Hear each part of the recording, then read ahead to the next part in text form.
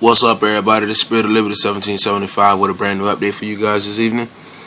Today I'm going to be giving you some information about what's going on on Capitol Hill in regards to the federal government's power to police. This report is going to be based on the defensive support of civilian law enforcement agencies. It was proposed by the Department of Defense and is now a final rule and regulation. The number, I'm not sure if this applies to how to find it, is DOD-2009-OS-0038, RIN 0790-A1 or AI54. Down in the description box below, I also have the website address so you can check out the document for yourself if you want to see exactly what it entails. It is a lengthy document. I would say it's probably going to take you around about 20-25 minutes to read. I've read it overnight to make sure I actually comprehended what I'm about to give you all in terms of information, and it's a scary rule and regulation because essentially it does away with Posse Comitatus. It basically allows the federal government to deploy the military domestically, which Posse Comitatus got rid of back in the late 1800s. Basically, the summary of this rule is it implements Department of Defense regulations and legislation concerning the restrictions on direct participation by Department of Defense personnel. It provides specific policy direction and assigns responsibilities with respect to Department of Defense support provided to federal, state, and local civilian law enforcement agencies, including responses to civil disturbances. Now, it's important for you to understand that, yes, the Department of Defense can respond to federal problems like the FBI and so on and so forth, but due to Posse Comitatus, they really don't. Well, it's not even really. It's just point blank. It's a black and white difference. They don't have the authority to respond to civilian disturbances, and the reason being is because Posse Comitatus made it illegal for the federal government to deploy military domestically. They can't do it. So this law, this rule, more so, is directly contradicting Posse Comitatus, which is still a law that is still on the books. And if we continue on, it'll kind of outline what exactly it's talking about. Executive summary. This is the purpose of the regulatory action. The purpose of this rule is to implement the statutory requirements for the Department of Defense support of civilian law enforcement agencies. This rule provides specific policy direction and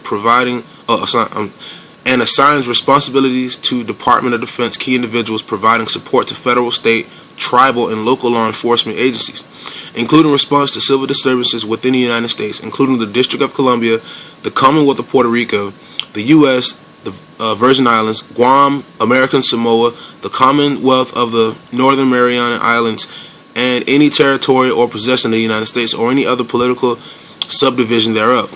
Part B. The legal authority for this rule is 10 United States Code 375, restriction on participation by military personnel, otherwise known as Posse Comitatus. The summary of the major provisions of the rule include, give me a second here, support in accordance with the Posse Comitatus Act. The primary restriction on Department of Defense participation in civilian law enforcement activities is the Posse Comitatus Act. I'm going to read that again for you so you can get a good understanding of what this is doing to our Bill of Rights. Support in accordance with the Posse Comitatus Act, right? That's Section 2, Part A. The primary restriction on the Department of Defense participation in civilian law enforcement, meaning your local police departments, your county police departments, and that's about it. The primary restriction on the Department of Defense participation in civilian law enforcement activities is the Posse Comitatus Act. The primary restriction. The only reason that they cannot do this, which is rightfully so, is because the country still recognizes or still has on the books the Posse Comitatus Act. Anyway, it provides that whoever willfully uses any part of the Army or the Air Force as a Posse Comitatus or otherwise to execute U.S. laws except in cases and under circumstances expressly authorized by the Constitution, meaning imminent attack, where the country is under imminent attack or it's in imminent danger from an outside force or foreign invader. I'm trying to find my spot again. Expressly authorized by the Constitution or Act of Congress shall be fined under Title 18 United States Code or imprisoned not more than 2 years or both.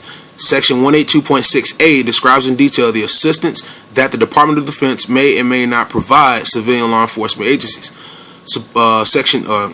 Part B.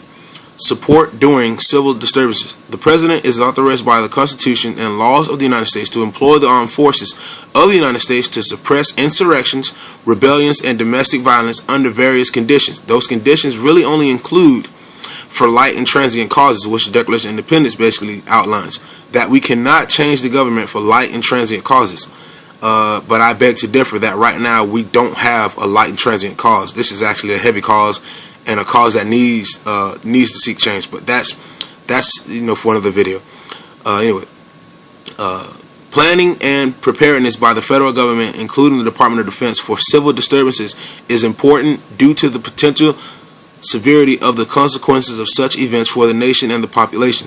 The employment of federal military forces to control civil disturbances shall only occur in a specified civil jurisdiction under specific circumstances as authorized by the President, normally through issuance of an executive order or other presidential directive authorizing and directing the Secretary of Defense to provide for the restoration of law and in order in a specific state or locality.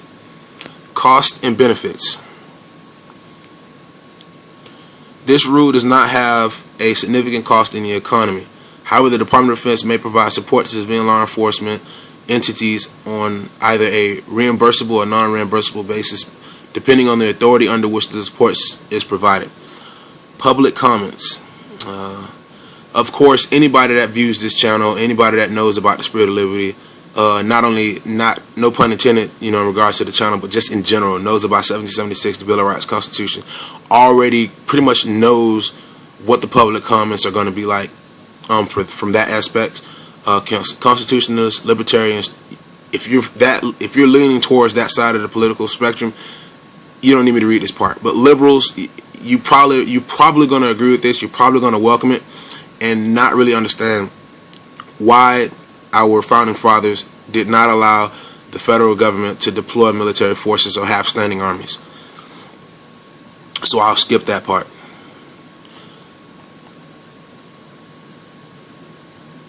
And what we'll do is we'll come down to, give me a second here,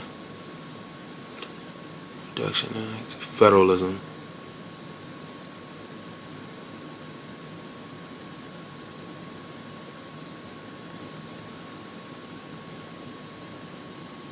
Okay, here we go.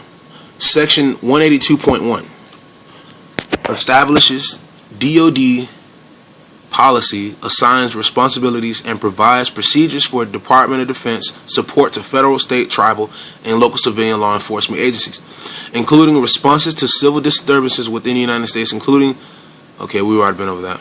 Okay. Applicability and scope. This part applies to the Office of the Secretary of Defense, or OSD, the military departments, the Office of the Chairman of the Joint Chiefs of Staff, and the Joint Staff, the combatant commands, the defense agencies, the DoD field activities, and other organizational entities within the Department of Defense, hereafter referred to collectively as the DoD components.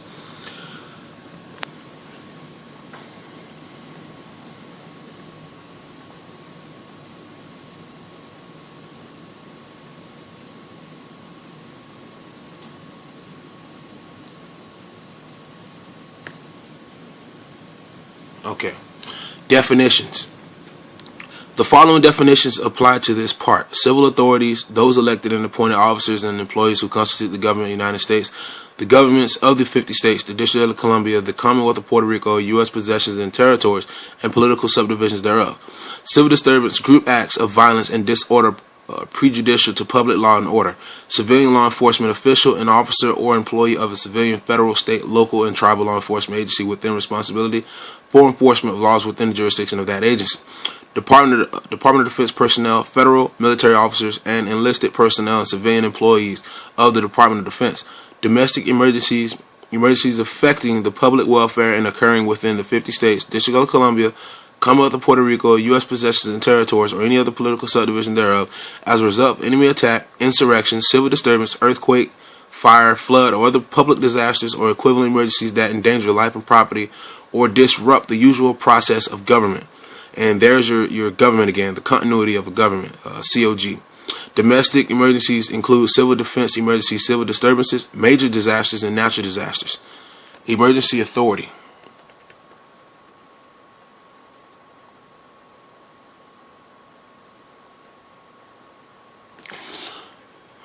Emergency authority, a federal or military commander's authority in extraordinary emergency circumstances where prior authorization by the president is impossible and duly constituted local authorities are unable to control the situation to engage temporarily in activities that are necessary to quell large-scale unexpected civil disturbances because such activities are necessary to prevent significant loss of life or wanton destruction of property and are necessary to restore governmental function and public order, or duly constituted federal, state, or local authorities are unable or decline to provide adequate protection for federal property or federal governmental functions.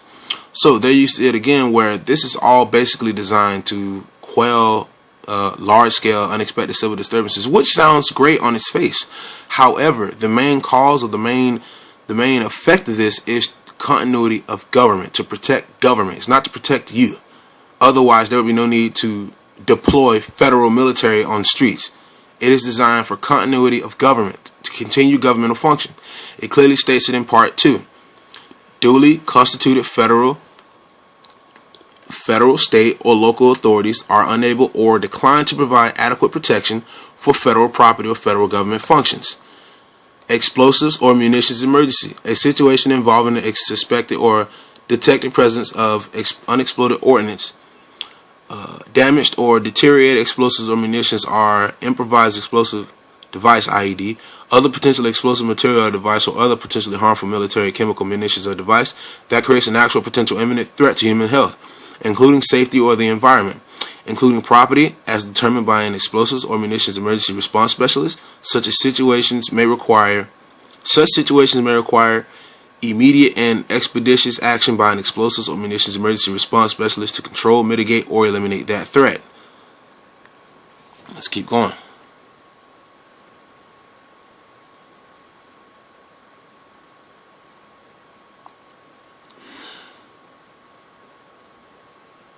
Okay, here we go. Policy.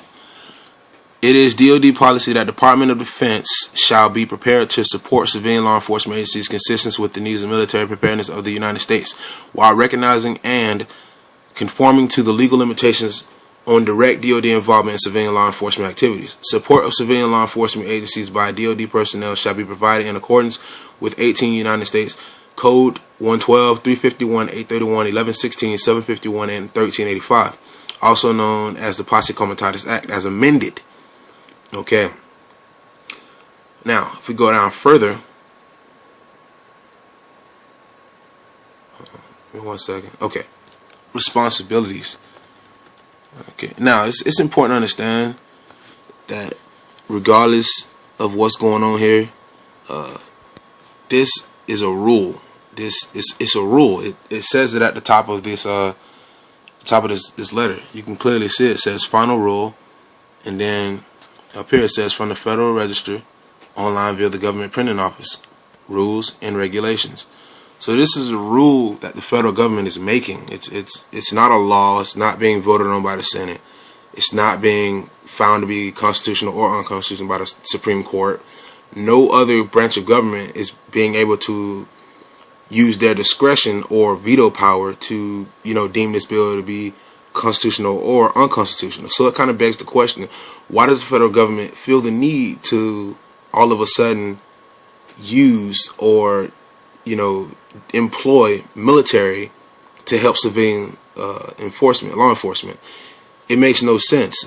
We've been not doing this for close to 130 plus years, almost 120 years or so, with the Posse Comitatus Act, and it's been kind of disbanded since the founding of this country. So all of a sudden, do they see the need for it anyway? Now, this Spirit of Liberty 1775, sign on until next time. There will be a part 2, be uploaded after this video. You guys have a good day. Be safe, and Remember, liberty or death. Don't tread on me.